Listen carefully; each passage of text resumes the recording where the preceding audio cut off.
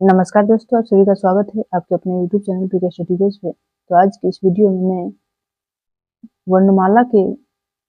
वर्णमाला बहुत लंबा चैप्टर है, तो उसी के अंदर हम व्यंजन से संबंधित थ्योरी पढ़ेंगे। उसके बाद जैसे ही खत्म होगा तो उसके बाद प्रैक्टिस सेट लेके आएंगे MCQ। तो चलिए स्टार्ट करते हैं। व्यंजन व्यंजन 3 प्रकार के होते हैं। मूल व्यंजन और उच्चारण की दृष्टि से होता है।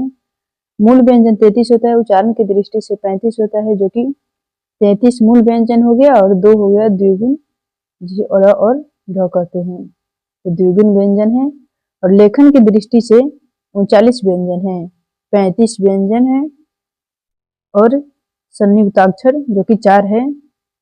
लेखन की दृष्टि से पूछे तो 39 है। छत्र, ज्ञ और स्र संयुक्त अक्षर है। उसके बाद देखिए व्यंजन किससे बना है। तो व्यंजन शब्द बना है बी उपसर्ग और अंजन धातु से मिलकर बना है, जहाँ वी उपसर्ग का अर्थ होता है विशेष रूप से और अंजन का अर्थ होता है व्यवस्थित क्रम में। इस तरह व्यंजन का शाब्दिक अर्थ हुआ विशेष रूप से वर्णों का एक व्यवस्थित क्रम, जो कि व्यंजन कहलाता है। कुछ इंपोर्टेंट बात नोट में भी दिया हुआ है। व्यंजन का संधि विच्छेद करें तो बी प्लस अंजन व्यंजन, इसमें कौन सी संधि है? तो इसमें यन संधि है। व्यंजन की परिभाषा देखिए, जिन्हें बोलने के लिए स्वर की सहायता लेनी पड़े वे व्यंजन कहलाते हैं। हिंदी वर्णमाला में कुल व्यंजन की संख्या कितनी है? तो 33 होते हैं। मूल व्यंजन ऐसे व्यंजन जो केवल स्वयं और अ के स्वर से बने हो और किसी और से नहीं, मूल व्यंजन कहलाते हैं। जब स्वरों को व्यंजन के अंदर से निकाल दिया जाता है तो वे व्यंजन स्वर रहित कहलाते हैं। अगर व्यंजन के अंदर से निकाल दिया जाता है तो व्यंजन रहित कहलाता है। व्यंजन स्वर रहित और व्यंजन के साथ रहता है तो व्यंजन स्वर सहित कहलाता है। उदाहरण देखिए कैसे है। जैसे क लिखे तो क में क और अ है, तो क सीधे लिखने पर हम स्वर सहित व्यंजन मानेंगे और क अलग अलग करेंगे, इसको खंडित करेंगे तो स्वर रहित व्यंजन है। जब व्यंजनों के अंदर से निकाल दिए जाते हैं तो ये व्यंजन स्वर रहित हो जाते हैं। उसके बाद देखिए, बिना किसी स्वर की सहायता से क नहीं बोला जा सकता है। व्यंजन में सामान्य तौर पर अ स्वर का समावेश होता है, क्योंकि व्यंजन बिना स्वर के नहीं बोले जाते हैं। व्यंजन के लिए हमको स्वर की आवश्यकता होती है। कुछ इंपोर्टेंट बात दिया गया है।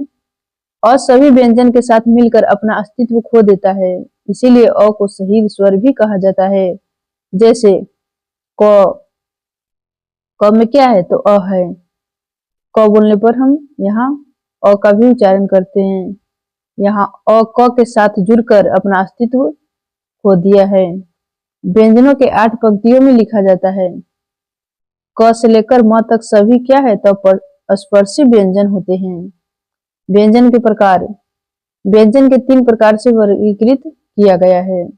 प्रयास या प्रयत्न के आधार पर व्यंजनों के प्रकार है स्पर्श व्यंजन, संघर्षी व्यंजन, स्पर्श संघर्षी व्यंजन, नासिकीय व्यंजन, पार्श्विक व्यंजन, लुंठित व्यंजन, उत्क्षिप्त व्यंजन और उदर व्यंजन।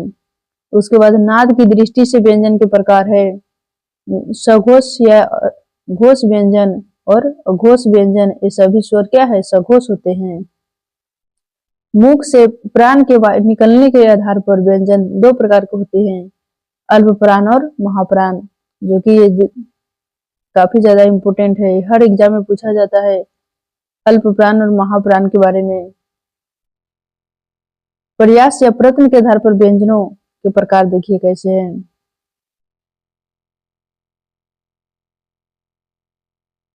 क से लेकर म तक क्या है? तो स्पर्श व्यंजन है, स्पर्शी व्यंजन है। तो टोटल कितना होता है? तो 25 होता है। केवल स्पर्शी व्यंजन पूछे तो 16 और स्पर्शी व्यंजन पूछे तो 25। सभी वर्ग के पंचम अक्षर यानी कि पंचमाक्षर अक्षर जो होता है नासिक के व्यंजन 5 होता है। स्पर्श संघर्षी व्यंजन कितना होता है? तो सर स्पर्श संघर्षी व्यंजन 4 होता है। तो 5 होता है स्पर्श संघर्षी व्यंजन च से लेकर यहाँ तक, और केवल स्पर्श संघर्षी पूछिए तो 4 होता है, च, छ, ज और झ। केवल स्पर्श संघर्षी व्यंजन 4। लुंठित व्यंजन और प्रकंपित व्यंजन किसको कहते हैं? तो र को कहते हैं, जो कि र बोलने पर लुंठित और प्रकंपित व्यंजन का उदाहरण है। य को हम अर्ध स्वर या हीन स्वर या ईसत स्वर भी कहते हैं। इनकी संख्या 2 होती है। अंतस्थ व्यंजन 4 होती है। तो कौन कौन से? तो य, र, ल, व। क्या हो गया? अंतस्थ व्यंजन पूछेगा तो 4, और अर्ध स्वर या हीन स्वर या ईसत स्वर कितना होता है? तो 2 होता है, य और र। इसको अर्ध स्वर कहते हैं। उसके बाद देखिए पार्श्विक व्यंजन या कंपित व्यंजन कितना है? तो 1 है। तो कौन सी है? तो ल। उसके बाद देखिए तलावे श और मूर्धन से दंती स और ह। ह क्या है? तो काकल्य वर्ण है, जो कि 1 है इनकी संख्या। उष्मीय या संघर्षी व्यंजन पूछे तो 4 है, तलावे श, मूर्धन से दंती स और ह। उष्म संघर्षी व्यंजन 3 है। तो ध्यान से क्वेश्चन को पढ़कर आंसर दीजिएगा कि उष्मीय संघर्षी पूछे तो 4 है और उष्म संघर्षी पूछे तो 3 है, तलाव स, मूर्धन स और दंती स। संयुक्त व्यंजन कितनी? संयुक्त व्यंजन की संख्या 4 है। 6 किससे बना है? तो क और मूर्धन्य स से संयुक्त होकर 6 बना है, और त और र से त्र बना है, ज य से ज्ञ बना है, और तलावे श और र से श्र बना है। आगत व्यंजन की संख्या कितनी है? 2 है, ज और फ, जो कि हम अधिकतर फारसी भाषा में हम इसका प्रयोग करते हैं, उर्दू में भी प्रयोग करते हैं। और र और ढ का इसको हम कहते हैं उत्क्षिप्त व्यंजन या द्विगुण व्यंजन। इनकी संख्या 2 होती है। स्पर्श संघर्षी व्यंजन कितने हैं? तो 5 है। कुल स्पर्श संघर्षी व्यंजन 5 है, च, छ, ज, झ, य। कुल स्पर्श संघर्षी व्यंजन की संख्या कितनी है? तो 5 है। कुल स्पर्श संघर्षी व्यंजन पूछे तो 5 है, केवल स्पर्श संघर्षी व्यंजन पूछे तो 4 है। इनकी संख्या 4 होती है, च, छ, ज और झ। स्पर्शी व्यंजन क से लेकर म तक स्पर्शी व्यंजन स्पर्श व्यंजन कहते हैं। स्पर्श व्यंजन की संख्या कितनी है? तो 25 है, क से लेकर प तक वर्ग। कुछ नोट में इंपोर्टेंट बात दिया हुआ है। क, च, त और प वर्ग, इनका प्रयोग सामान्यतः तद्भव शब्दों में होता है, क्योंकि इनको बोलना आसान होता है। क से लेकर म तक ये क्या है? तो स्पर्श व्यंजन है। इनकी संख्या 25 होती है। यर लव क्या है? तो अंतस्थ है।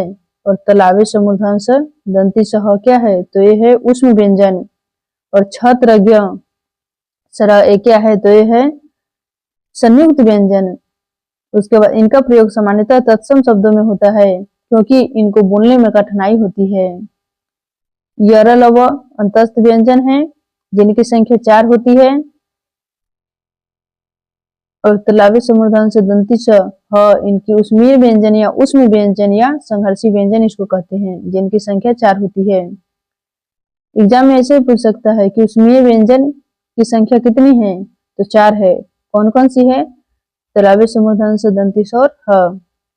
उसके बाद देखिए उष्म संघर्षी व्यंजन, तलावे से, मूर्धन स और दंती स को उष्म संघर्षी व्यंजन कहते हैं। छत्रज्ञ और स्र इनको संयुक्त व्यंजन या संयुक्ताक्षर कहते हैं, जिनकी संख्या 4 होती है। इसको खंड करने पर 6 को बनाए तो क और मूर्धन्य स से 6 बना हुआ है, त और र से त्र बना हुआ है, और ज य से य है, तलावे स और र से स्र है। तलावे स को क्या कहते हैं? तलावे स वर्ण को, स वर्ण को तलावे स कहा जाता है, और स वर्ण को मूर्धन्य स कहा जाता है, और स वर्ण को क्या कहते हैं? तो दंती स कहा जाता है। इसी वजह से इसको ध्यान से पढ़िएगा। क्योंकि तीनों स लिखा हुआ है, लेकिन इसको तलावे स बोलते हैं, इसको मूर्धन्य स बोलते हैं, इसको दंत्य स बोलते हैं। द्विगुण उत्क्षिप्त गौण व्यंजन या द्वितीय व्यंजन या द्वित्व व्यंजन किसको कहते हैं? तो र और ढ को। इसको ये सारे क्वेश्चन से पूछ सकते हैं कि द्विगुण द्वितीय व्यंजन कौन सा है या गौण व्यंजन कौन सा है, उत्क्षिप्त व्यंजन के कौन है?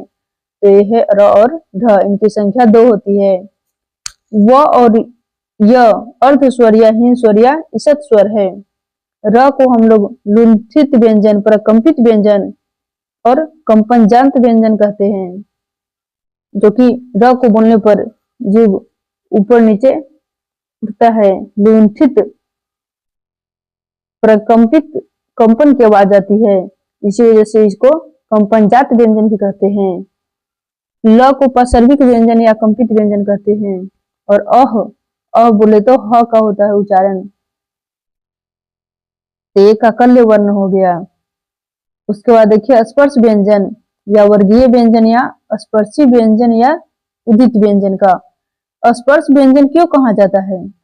क्योंकि इनका उच्चारण करने के लिए हमारे अंदर की प्राण वायु मुंह से बाहर निकलते समय मुख के अंदर किसी न किसी भाग को स्पर्श करती है,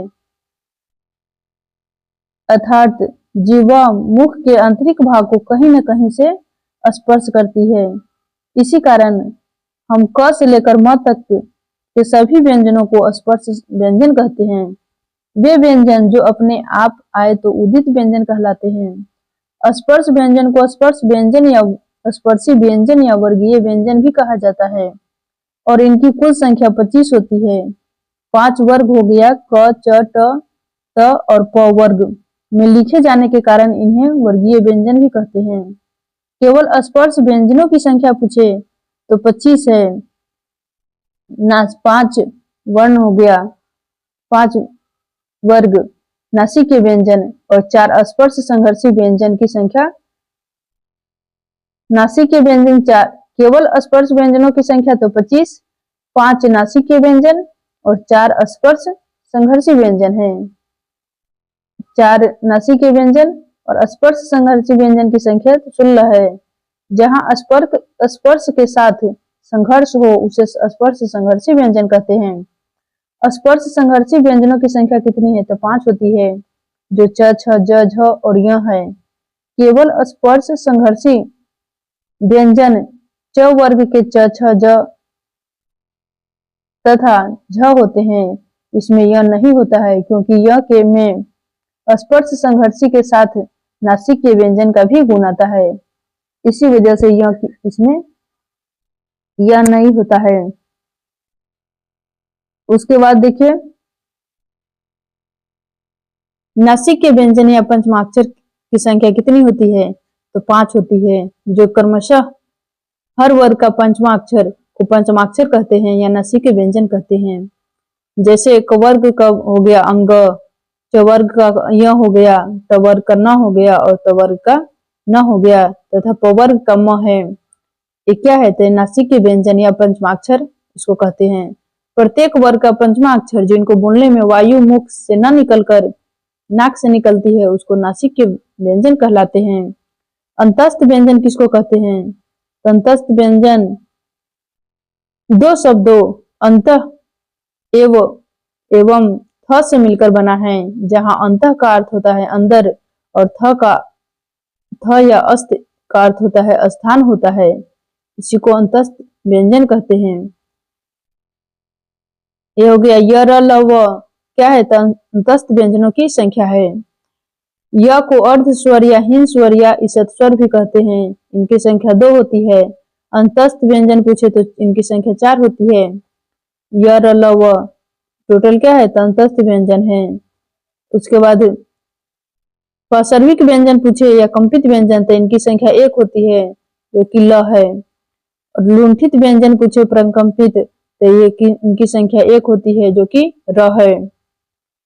इनका उच्चारण करते समय मुंह के अंदर की वायु या जीभ किसी न किसी भाग से पूरी तरह से स्पर्श नहीं करती है, अर्थात जिन वर्णों के उच्चारण में वायु बाहर निकलने के बजाय अंदर की ओर जाती है। विशेष रूप से देखिए तो जिन वर्णों का उच्चारण स्वर या व्यंजन के बीच में होता है उसको अंतस्थ व्यंजन कहलाते हैं। अंतस्थ व्याकरण की दृष्टि से शुद्ध नहीं है, इनकी शुद्ध वर्तनी अंतस्थ है, क्योंकि अंतस्थ का संधि विच्छेद अंतः प्लस थ होता है, जहां विसर्ग स से स में बदल जाता है। अंतस्थ व्यंजन का सही क्रम संस्कृत के अनुसार देखिए तो य र ल व होता है, और य र ल व ये गलत क्रम है। यहाँ पर संस्कृत के आधार पर देखिएगा तो य व र और ल होता है। स्पष्टीकरण यन संधि के अनुसार है, इसको बोलते हैं इको ची, इको नची। महर्षि पाणिनि के अनुसार 14 महास्वर सूत्र है। इको बोलते हैं ई उ री लिड़ी और क को, जहां क क्या है तो प्रत्याहार है। और नयाची बोलते हैं य व र ल और न को, यहाँ पे न प्रत्याहार है।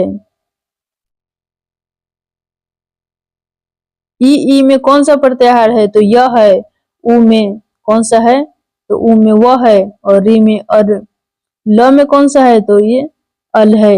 यहाँ पर इसका प्रयोग हम अधिकतर संस्कृत भाषा में करते हैं।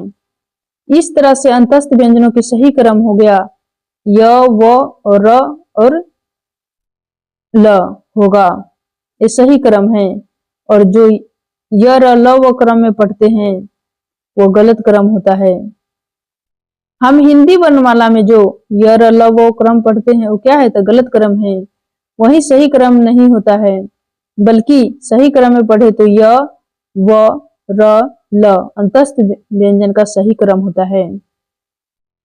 उसके बाद देखिए अर्ध स्वर या हीन स्वर या संघर्षी स्वर, इसी का अलग अलग नाम दिया गया है। अर्ध स्वर हीन स्वर या संघर्षी हीन स्वर, ईसत स्वर या उद्धर स्वर, जो कि य और व है, क्योंकि य कहीं कहीं ई अथवा ए बनाते हैं तथा व के लिए कहीं पर कहीं अ आता है, इसीलिए इन्हें अर्ध स्वर कहते हैं। जैसे पढ़ाई, पढ़ाई में हम ई भी कहीं बोल सकते हैं और कहीं य का दीर्घी मतलब कि कर सकते हैं, तो कहीं ई का उच्चारण हुआ कहीं य का उच्चारण हुआ। जैसे कौवा, कौवा बोले तो हम कहीं य का उच्चारण करते हैं कहीं अ का करते हैं। लिखवाएं, वाय में कहीं अ का करते हैं तो कहीं ए का करते हैं। ये सब क्या है तो ये सब अर्ध स्वर हीन स्वर, संघर्षहीन स्वर, ईसत स्वर या ऊर्ध्व स्वर, ये सब का उदाहरण है जो कि अलग अलग नाम से जाना जाता है। य और व को हम ऊर्ध्व स्वर या हीन स्वर भी कहते हैं। व को हम दंतोष्ठ व्यंजन होता है। लुंठित व्यंजन, प्रकंपित व्यंजन या कंपनजात व्यंजन किसको कहते हैं, ये र को कहते हैं। र को लुंठित व्यंजन कहते हैं या प्रकंपित व्यंजन कहते हैं। र को लुंठित व्यंजन क्यों कहा जाता है, जब हम र बोलते हैं तो हम अपनी जीभ को ऊपर ले जाते हैं और उससे ऊपर की ओर बेलन की तरह मोड़ते हैं। जीभ के बेलन की तरह मोड़ने पर इसे लुंठित कहा जाता है। र को प्रकंपित व्यंजन क्यों कहा जाता है, जो वर्ण पहले कंपन के साथ बोला जाए वह प्रकंपित व्यंजन कहलाता है। प्रकंपित शब्द 3 शब्दों से मिलकर बना है। प्र यानी कि पहले, कंपन और इत हो अर्थात पहले कंपन करने वाला वर्ण प्रकंपित वर्ण कहलाता है। पसर्विक व्यंजन या कंपित व्यंजन किसको कहते हैं तो पसर्विक व्यंजन या कंपित व्यंजन कहते हैं हम ल को। जब हम ल बोलते हैं तो जीभ का अगला हिस्सा दांत की जड़ के ऊपर वाले हिस्सा तालू पर रहता है तथा हवा पार्श्व यानी कि साइड से कंपन के साथ निकलती है, इसीलिए ल को पार्श्विक या कंपित वर्ण कहते हैं। पार्श्विक ध्वनि कैसे बनती है तो जीभ वहीं रहती है तथा जीभ के बगल वाले हिस्से से हवा बाहर निकली जिसने ल की ध्वनि निकलती है, उसी को हम पार्श्विक ध्वनि कहते हैं। ल को कंपित ध्वनि क्यों कहा जाता है तो ल का उच्चारण में हवा कंपन के साथ ही निकलता है, इसीलिए कंपित ध्वनि भी कहा जाता है। उष्मीय व्यंजन या संघर्षी व्यंजन या घर्षित व्यंजन, तापीय व्यंजन, स्पृष्ट व्यंजन, इस कौन कौन से है तो तालव्य, समूर्धन, सदंती, सौरह, ये टोटल क्या है, ये 4 को जो दिया गया है उष्मीय व्यंजन, इसको संघर्षी व्यंजन, घर्षित व्यंजन, तापीय व्यंजन या अस्पृष्ट व्यंजन भी कहते हैं।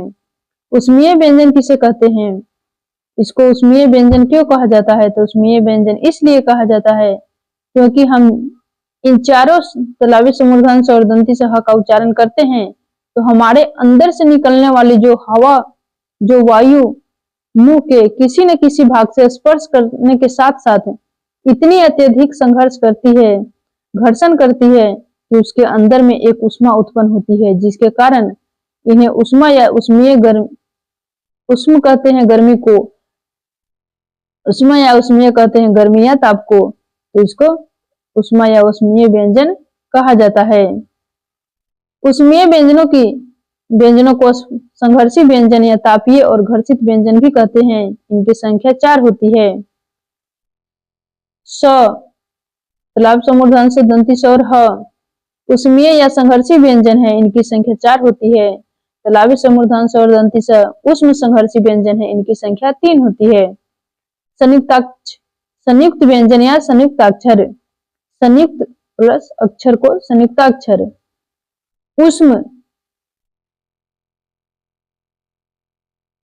उष्मा तथा संघर्ष के साथ निकलने वाले व्यंजन संयुक्त व्यंजन या संयुक्ताक्षर कहलाते हैं।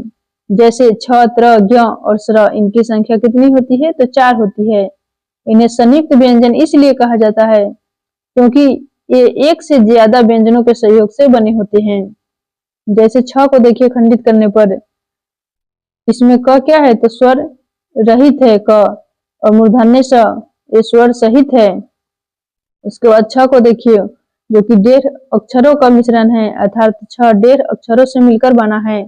उदाहरण है रक्षक, भक्षक, क्षोभ, क्षय, आकांक्षा इत्यादि। ये सब क्या है, ये सब उदाहरण है। 6 शब्द के क के बाद आता है, इसीलिए पहले क लिखते हैं, उसके बाद मूर्धन्य स लिखते हैं। त्र को देखिए, त्र को खंडित करने पर, इसको अलग भाग में बांटने पर, इसको त्र को त और र से बना हुआ है, जो कि स्वर रहित है त और र है सहित। साथ रखना तो सहित हो गया, और उसको हटा देना तो उसको रहित हो गया, उसको रहित बोलते हैं। जैसे पत्रिका, पत्रिका में क्या है, तो र सहित है और त रहित है, त इसमें नहीं है और र है। सर्वत्र, त्रिकोण आदि। ज्ञ का देखिए तो ज्ञ स्वर सहित है और य स्वर, ज्ञ स्वर रहित है और य स्वर सहित है। उदाहरण देखिए स्वर्ग, ज्ञान, विज्ञान, विज्ञापन आदि।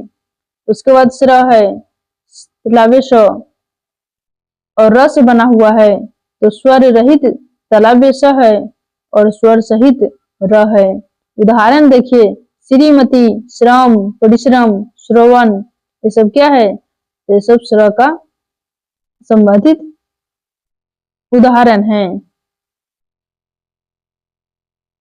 उसके बाद देखिए कुछ इंपोर्टेंट बात दिया गया है। ध और झ को हम वर्णमाला के संयुक्ताक्षर में शामिल नहीं करते हैं। जैसे ध लिखते हैं तो संयुक्त अक्षर इसमें द और य आता है। जैसे विद्यालय, तो क्या है, तो विद्यालय ऐसे लिखे तो शुद्ध वर्तनी है, विद्यालय अशुद्ध वर्तनी है। विद्यार्थी, तो यहाँ पर अशुद्ध है और द और य ऐसे लिखे तो ये शुद्ध वर्तनी है, जो कि सही माना जाता है। ध शब्द सामान्यतः रूप से प्रयोग किया जाने वाला संयुक्ताक्षर है, परंतु अभी तक भारत सरकार ने मान्यता प्रदान नहीं किया है, इसलिए इसे संयुक्त वर्तनी के प्रयोग में नहीं किया जाता है। अभी तक संयुक्त अक्षर जो है सो 4 ही है, ये भी उसके अंतर्गत आता है, लेकिन इसका अभी मान्यता नहीं मिला है, इसलिए ये अभी नहीं है। उसके बाद देखिए काकल्य वर्ण किसको कहते हैं, तो अह बोले तो इसमें ह का उच्चारण होता है। काकल्य का शाब्दिक अर्थ होता है कंठ से बोले जाने योग्य। जिन व्यंजन ध्वनियों के उच्चारण में मुंह खुला रहता है और वायु बंद कंठ को खोलकर झटके से बाहर निकालती है, उसे काकल्य वर्ण कहते हैं। अर्थात वे ध्वनि जो हिंदी भाषा में स्वरों की तरह बिना किसी अवरोध के उच्चारित होते हैं उसको काकल्य वर्ण कहलाते हैं। जैसे ह, अह, तो क्या हो गया, अह बोले तो अ और ह के उच्चारण हो गया, इसी को काकल्य कहते हैं, काकल्य वर्ण। ह महाप्राण सघोष ध्वनि है तथा काकल्य वर्ण भी है। ये दोनों उत्क्षिप्त व्यंजन, आगत व्यंजन, तारनजात व्यंजन, द्विगुण व्यंजन, गौण व्यंजन, द्वितीयक व्यंजन, विकसित व्यंजन क्या है, र और ढ है, जिनकी संख्या 2 होती है। इनको बोलते समय जीभ थोड़ी सी ऊपर जाकर अचानक नीचे गिर जाती है, अर्थात उत्क्षिप्त व्यंजन, उठना और छिपना। उत्क्षिप्त व्यंजन वे ध्वनियां हैं जिनके उच्चारण में जीवो नोक जिह्वाग्र से मोड़कर मुद्रा की ओर ले जाता है, फिर झटके के साथ जीभ को नीचे फेंका जाता है। और र और ढ में र की ध्वनि समाहित है, र और ढ का उच्चारण स्थान मुर्दा है, इसीलिए इसे मूर्धन्य वर्ग के अंतर्गत रखा जाता है। विकास के आधार पर व्यंजन कितने प्रकार के होते हैं, तो 2 प्रकार के होते हैं, प्राथमिक व्यंजन और द्वितीयक व्यंजन। प्राथमिक व्यंजन बोले तो क से ज्ञ तक पहले इन्हीं का विकास हुआ था, उसके बाद द्वितीयक व्यंजन र और ढ है। प्राथमिक व्यंजन के र और ढ का उपयोग करके हम द्वितीयक व्यंजन का विकास हुआ है, इसीलिए इसे विकसित व्यंजन भी कहते हैं। द्वितीयक व्यंजन को विकसित व्यंजन भी कहा जाता है। सबसे पहले हिंदी में वर्ण र और ढ ही लिए गए थे, उत्क्षिप्त व्यंजन का प्रयोग कम होता है। लठमार शब्द हरियाणा, पश्चिमी उत्तर प्रदेश में उत्क्षिप्त व्यंजनों का खास तौर पर प्रयोग किया जाता है। खड़ी बोली जो कर्कश रूप होता है वही इसी भाषा में बोला जाता है। उत्क्षिप्त व्यंजनों का महत्व हिंदी में घट गई है। उत्क्षिप्त व्यंजनों में कभी भी किसी भी शब्द की शुरुआत नहीं कर सकते, परंतु शब्द के अंत में हो सकते हैं। उदाहरण देखिए, अगर किसी शब्द में पहले उपसर्ग भी लगा हो तब तब भी ये पहले नहीं आएंगे। एग्जाम्पल देखिए इसका, जैसे निडर, नी प्लस डर क्या है, तो गलत है। निडर को लिखिए ऐसे, नी प्लस डर, तो सही है। नीचे बिंदी लगाने से क्या हो गया, तो गलत हो गया, वही हटाने से सही हो गया। अगर किसी शब्द के ऊपर बिंदु है तो नीचे बिंदु नहीं आएगा। जैसे अंडा, तो क्या है, तो गलत लिखा गया है, अंडा ऐसे सही होता है। ढंग, ये गलत लिखा गया है, ढंग पे ऊपर बिंदु सही लिखा गया है। उसके बाद देखिए, अगर कहीं द्वितीय और ढ लिखते हैं तो नीचे बिंदु नहीं आएगा। जैसे हड्डी, तो क्या है, तो गलत लिखा गया है, हड्डी सही ऐसे लिखा जाता है। सामान्य तौर पर इसका प्रयोग शब्द के आखिरी में होता है, आखिरी यानी कि बोले तो अंत में होता है। अधिकतर देखिएगा तो अंत में ही प्रयोग करते हैं। जैसे जलोढ़, अलीगढ़, मेवाड़, देवगढ़, आजमगढ़, ये सब क्या है, ये सब इसका उदाहरण है। उसके बाद देखिए वर्तस्य व्यंजन।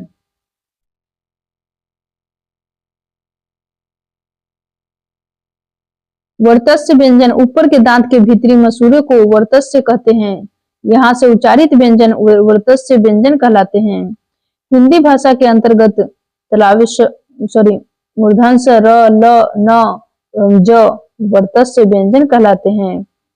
नाद की दृष्टि से व्यंजनों के प्रकार देखिए कितना है, तो नाद की दृष्टि से व्यंजनों के प्रकार 2 प्रकार होते हैं। घोड़सत्व यानी कि इसको कहते हैं गर्जना, चिल्लाना के आधार पर व्यंजन है, तो 2 प्रकार है। तो कौन कौन से, एक सघोष या घोष है, एक अघोष है। सघोष किसको कहते हैं, जिन वर्णों में बोलने में गर्जना यानी कि तेज आवाज या ताकत ज्यादा करनी पड़ती है उसको घोष कहलाते हैं या सघोष कहलाते हैं। जिन ध्वनियों के उच्चारण में स्वर तंत्रियों में कंपन नहीं होता है, इसमें गर्जना कम होता है, उसको अघोष कहते हैं। तो एग्जाम्पल देखिए इसका, स्वर तंत्रियों में सांस का कंपन, ये क्या है, ये सघोष या घोष है। सभी स्वर सघोष ध्वनियां होती है। इसका देखिए उदाहरण कौन कौन से है, सघोष व्यंजन कौन से है और अघोष कौन है? हर वर्ग का पहला दूसरा अघोष व्यंजन है और तीसरा चौथा पंचमा ये क्या है? तो सघोष है। ये जो लिखा गया हर वर्ग का अंतिम अक्षर ये क्या है? तो पंचमाक्षर है। इसको नासिक के व्यंजन भी कहते हैं, जो कि इनका उच्चारण नाक से किया जाता है। स्पर्श व्यंजन क से लेकर प वर्ग तक स्पर्शी व्यंजन है और य र ल व क्या है? तो ये सघोष है। और तालव्य स मूर्धन्य स दंती स ह क्या है? तो ये हो गया अघोष व्यंजन। छ त्र ज्ञ और स्र क्या है? तो संयुक्त व्यंजन है। उसके बाद देखिए अघोष व्यंजन किसे कहते हैं? अघोष दो शब्दों से मिलकर बना है। अ इसमें उपसर्ग है और घोष मूल शब्द है। जहां अ उपसर्ग का अर्थ है नहीं और घोष का अर्थ हुआ गर्जना, इसीलिए अघोष का शाब्दिक अर्थ हुआ जिसमें गर्जना यानी कि तेज आवाज न हो, उसको अघोष कहते हैं। उसके बाद देखिए घोष, अब देखिए उसका परिभाषा। ऐसे वर्ण जिनके उच्चारण में स्वर तंत्रियों में कोई छेड़छाड़ न हो अर्थात कोई क्रिया प्रतिक्रिया न हो, ऐसे वर्ण अघोष कहलाते हैं।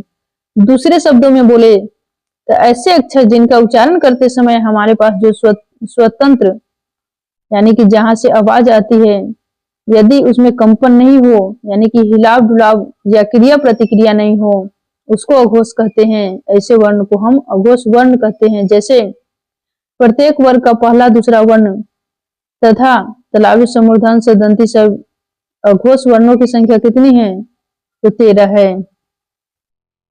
हर वर्ग का पहला दूसरा वर्ण और 3 को हो गया है तालव्य स मूर्धन्य स और दंती स। टोटल कितना हो गया? इनकी संख्या हो गया 13। तो अघोष की संख्या कितनी है? तो 13 है। उसके बाद देखिए सघोष। सघोष या इसको घोष कहते हैं। सघोष दो शब्दों से मिलकर बना हुआ है। स उपसर्ग है और घोष मूल शब्द है। स का अर्थ होता है सहित और घोष शब्द का अर्थ होता है गर्जना, इसीलिए सघोष का शाब्दिक अर्थ हुआ जो गर्जना यानी कि तेज सब आवाज सहित हो। अगर तेज आवाज रहित हो तो उसको कहते हैं अघोष और तेज आवाज सहित हो मतलब कि साथ हो उसको कहते हैं सघोष या घोष। इनकी परिभाषा देखिए क्या है? ऐसे वर्ण जिनके उच्चारण में स्वर तंत्रियों में कोई छेड़छाड़ हो अर्थात क्रिया प्रतिक्रिया हो तो ऐसे अक्षरों या वर्णों के हम सघोष कहते हैं। दूसरे शब्दों में देखिए इसका कुछ अन्य परिभाषा देखिए। ऐसे अक्षर जिनका उच्चारण करते समय हमारे पास जो स्वतंत्र है जहां से आवाज आती है, यदि उसमें कंपन हो यानी कि हिलाव डुलाव प्रतिक्रिया हो, ऐसे वर्ण को हम सघोष वर्ण कहते हैं। जैसे देखिए हर वर्ग का तीसरा चौथा पांचवा वर्ण ये सब क्या है? तो सघोष या घोष है। अंतस्थ व्यंजन के अंतर्गत 4 आता है य र ल व और ह उत्क्षिप्त व्यंजन है और घ क्या है? तो सभी स्वर है। ये सब सघोष या घोष वर्ण के अंतर्गत आता है।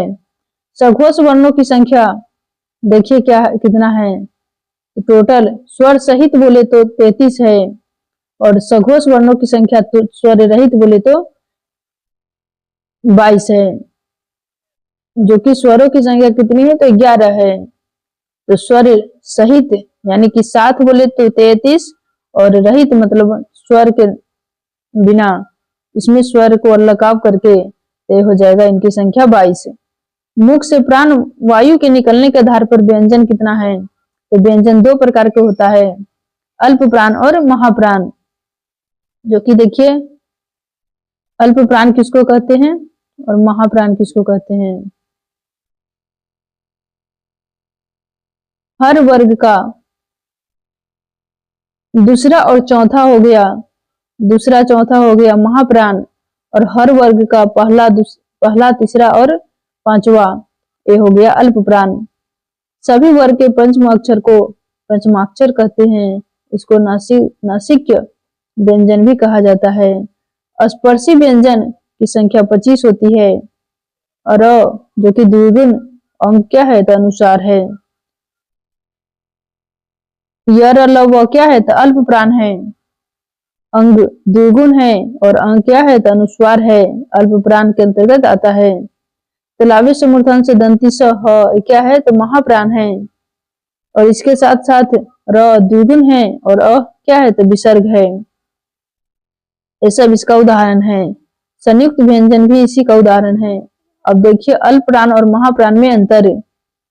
ऐसे वर्ण जिनको बोलते समय ताकत कम लगे या मुंह से प्राण वायु या हवा कम बाहर आती है उसको अल्प प्राण कहते हैं। महाप्राण किसे कहते हैं तो ऐसे वर्ण जिनको बोलते समय ताकत अधिक लगे या मुंह से प्राण वायु हवा ज्यादा बाहर आती है उसे महाप्राण कहलाते हैं, महाप्राण कहते हैं। उसके बाद देखिए कुछ इसका उदाहरण देखिए क्या है। हर वर्ग का पहला तीसरा पांचवा अक्षर अंतस्थ व्यंजन इसके साथ साथ ये क्या है तो अल्प प्राण है। अल्प प्राण की संख्या 21। अंग अंग कुल अल्प प्राणों की वर्णों की संख्या कितनी होती है तो 21 होती है। हर वर्ग का दूसरा चौथा अक्षर और इसके साथ साथ उसमें व्यंजन और ढ और य ये क्या है टोटल 16 है। कुल अल्प प्राण महाप्राणों की संख्या है।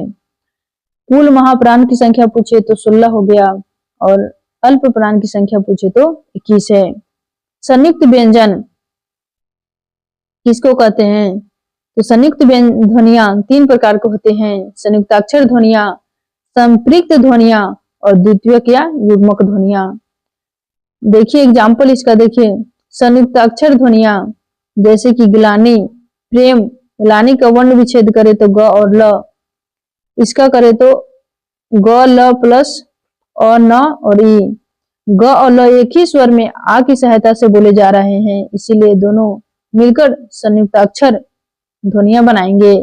और संपृक्त ध्वनियां, संपृक्त ध्वनियां हो गया जैसे संबल, उन्मत्त। संबल का वर्ण विच्छेद करे तो देखिए स अ म ब और ल क्या हो गया तो सम में अ जोड़ा हुआ है, संबल का वर्ण विच्छेद है। यहाँ पर म के आगे तथा ब के पीछे अ है अर्थात म और ब स्वर अ से घिरे हैं इसीलिए ये संपृक्त ध्वनियां कहे जाएंगे। उसके बाद देखिए द्वितीयक या युग्मक ध्वनियां किसको कहते हैं। जैसे दिल्ली का वर्ण विच्छेद करे या पक्का का करे, द्वितीयक मतलब कि 2 वर्ण एक ही साथ आए। जैसे दिल्ली तो यहाँ पर ल और ल समान वर्ण है इसीलिए इसे द्वितीय ध्वनियां होगी, द्वितीयक ध्वनियां इसको कहते हैं। संयुक्ताक्षर ध्वनियां देखिए किसे कहते हैं, इसका परिभाषा देखिए। ऐसे 2 असमान व्यंजन जिनका उच्चारण एक ही स्वर की सहायता से हो उसको संयुक्ताक्षर ध्वनियां कहलाती है। एग्जाम्पल इसका जैसे देखिए क्या है। संयुक्त, स्थान, स्वाद, शुद्ध ये क्या है तो संयुक्ताक्षर ध्वनियां की उदाहरण है। संपृक्त ध्वनियां किसे कहते हैं, ऐसे 2 व्यंजन जिनके आगे और पीछे स्वर हो संपृक्त ध्वनियां कहलाते हैं। जैसे मग्न, पथ्य, स्वास्थ्य, संबल, उन्मत्त आदि। द्वितीयक या युग्मक ध्वनियां किसे कहते हैं तो ऐसे 2 समान व्यंजन जिनका उच्चारण एक ही स्वर की सहायता से हो उसको द्वितीयक या युग्मक ध्वनियां कहलाती है। जैसे बिल्ली, युग्मक हम कहते हैं 2 वर्ण एक ही साथ आए यानी कि जोड़ा को कहते हैं। जैसे ल लिखे तो ल, डबल ल लिखे तो यहाँ पर जोड़ा, एक जोड़ा हो गया उसको हम युग्मक कहते हैं। द्वितीय या युग्मक 2 या एक जोड़ा।